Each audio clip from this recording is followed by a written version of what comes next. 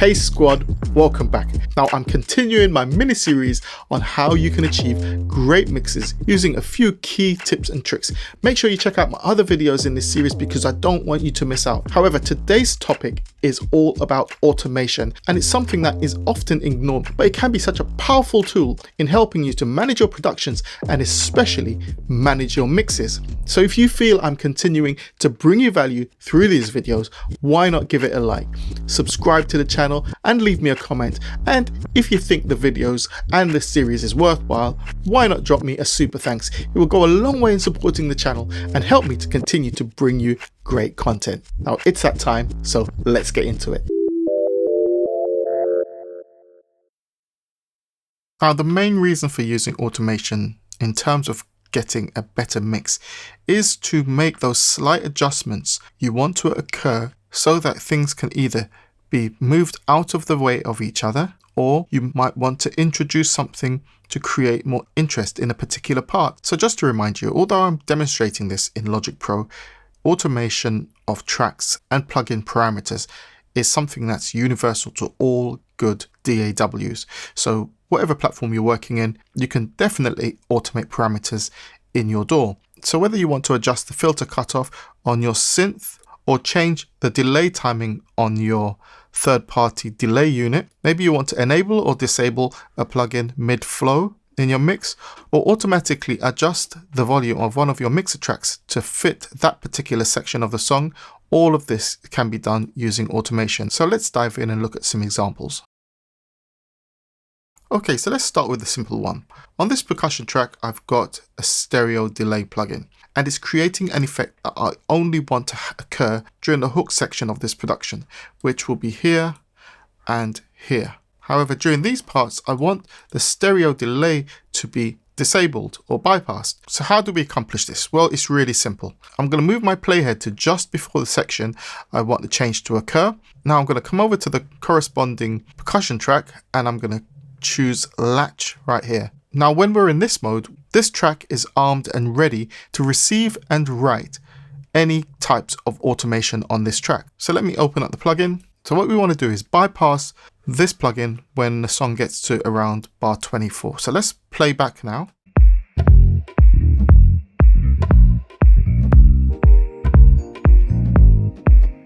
Okay, fine. And what I want to do is reactivate the plugin once we get to this section of the song, so around bar 49. So I'm going to position my playhead there. I'm still in latch mode and I'm going to play back.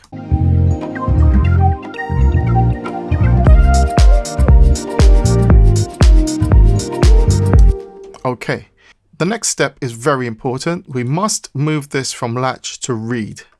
Because if we stayed in latch and we made any further adjustment to this plugin or anything else, in fact, on this track, that information will be written as automation and it could actually mess things up. So get back to read. We want the stereo delay to be active during this part, off here, and back on there. So let's play back now and let's see if our automation has worked.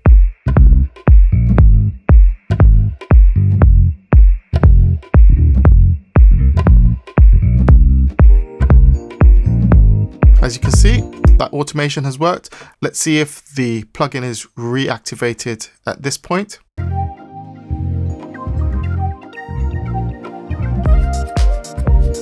Yep, that's worked. Now, another thing I'd like to do, I want to drop the volume of this percussion track just a little bit during this section and let it come back up during these hook sections, okay? So to do that, once again, we're going to go back to latch.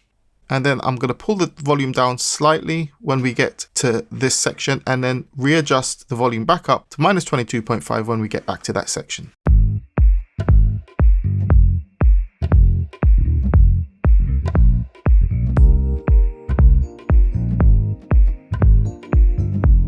Automation has been written and I'm going to show you actually right now before we make the next step. If I press A on my keyboard, or you can use this switch up here, that's my track automation. That's the volume change I just made.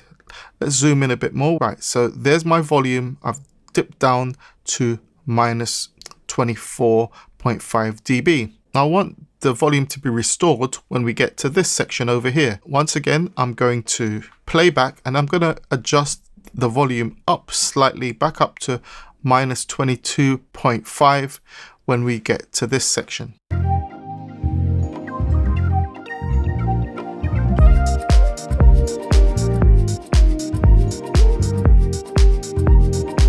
Okay, let's have a look at that. Zoom, and there we are. So that's the automation for the volume. Again, let's switch this to read so we don't mess things up. And then if I was to click here, you'd also see that I've got another automation lane right here, which is my bypass automation. And this is where we bypassed the stereo delay plugin, and this is where we reactivated. But right here, as you can see, I'm bypassed again, which I did accidentally. So I'm going to click on this node just here, and I'm going to delete that because I want the plugin to continue to be active all the way through this section right here. Okay, so another really useful automation technique you can use is on your software instruments or synths. And we're going to automate the cutoff frequency on filter 1 and filter 2 of the ES2 synth. This is the original sound.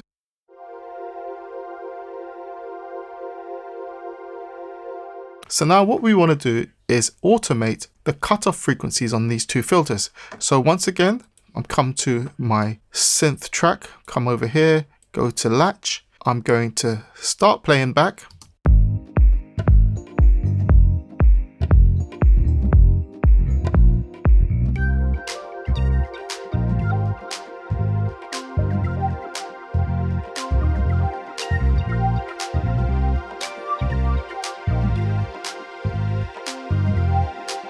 Okay, so that's the first one, and now I'm going to do the second one.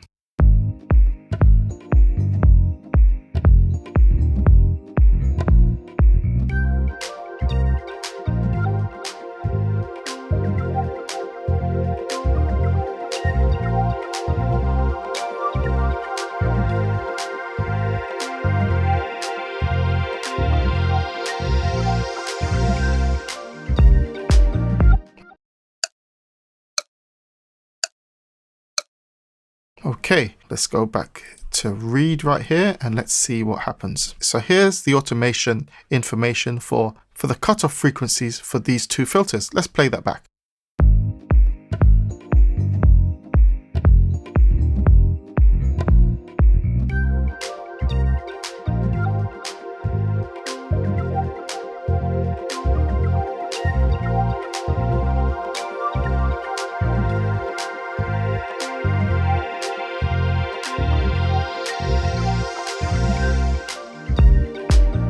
Okay, now another thing I could do right here is as I open up these filters, the synth gets brighter and the perceived volume is increased. So what I might want to do is do some volume automation to reduce the volume over time. Now this lane right here is my volume automation lane for this synth.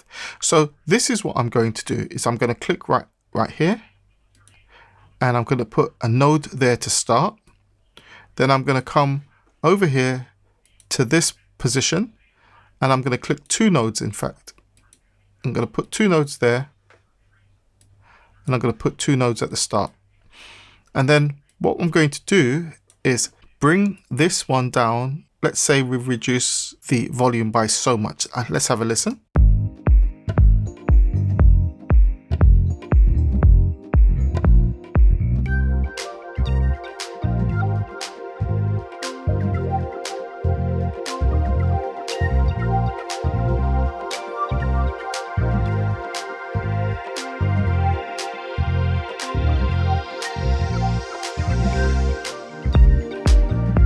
There you go. As we brightened the synth, we brought the volume down at the same time.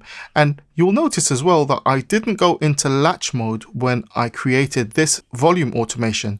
If I'm doing it manually, then of course I can just stay in read mode and apply the automation. However, if I want to apply the automation in real time, I'll need to be in latch mode and move the respective parameter as the track plays back.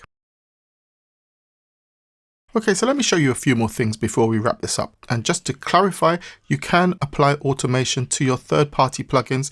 Automation is not isolated just to the stock plugins or parameters in your DAW. So right here we've got the Waves H delay, which is a fantastic delay plugin which I use on quite a number of my tracks. And I've got this applied to this synth hook section. So let me solo the part so you can hear what's going on. Bypassed. And now on.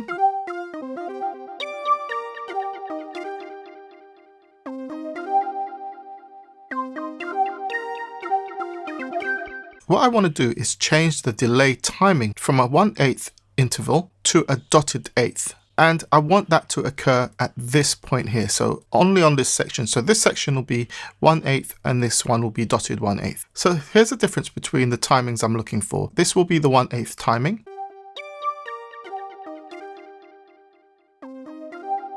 And this will be the dotted eighth timing.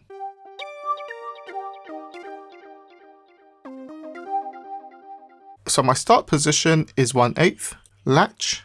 I'm going to play back, and when we get to bar 41, I'm going to change this to a dotted eighth.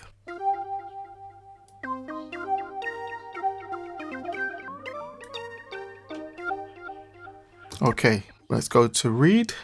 Okay, so we're back in read mode, and let's have a look and see what the automation information looks like. A on my keyboard, drop down here, and here's my automation. Now it's a bit raggedy, and that's not what I'm looking for. What I want is for a clean swap from the 1/8 to a dotted eighth. So what I'm going to do is just grab this node and drag it all along from here all the way along, and you'll see it removes any nodes that it goes past. Let's zoom in a bit more, and we're going to do this one here as well. I'm going to grab this one, I'm going to pull this all the way back to bar 41. I'm going to come in real tight like so to there.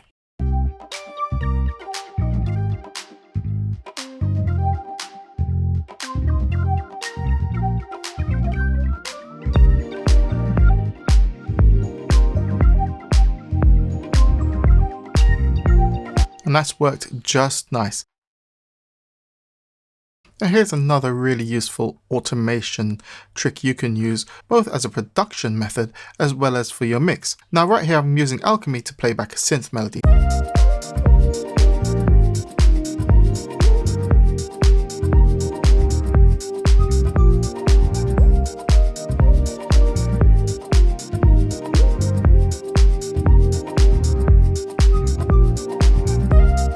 Now we can use automation to really make this interesting. So once again on my synth melody track, let's come over here and let's go to latch. Now I'm going to automate the movement of this vector control around here just randomly to create some variation and interest in this synth melody. So let's try that out.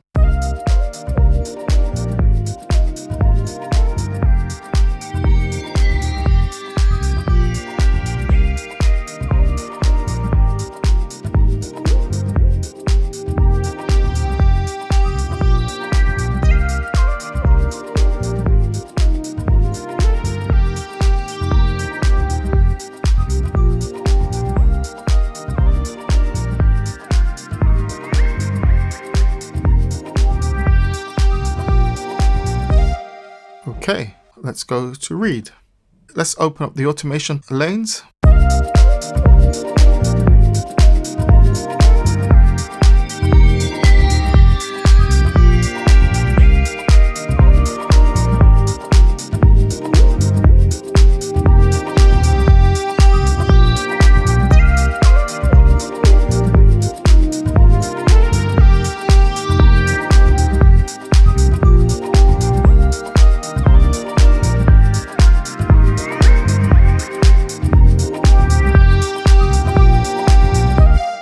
How cool is that? Really simple but very effective at the same time. And you can see down here as well, we've got the information showing the XY vector position for the controls. Now the final thing I want to show you is how to delete automation that you've already written. So to do that, we go to Mix, Delete Automation, and we have some options right here. So for example, I want to delete the automation only on the synth melody track. So make sure I've got that selected. Go back here, go to delete automation. Let's delete the visible automation on selected track. And there you go.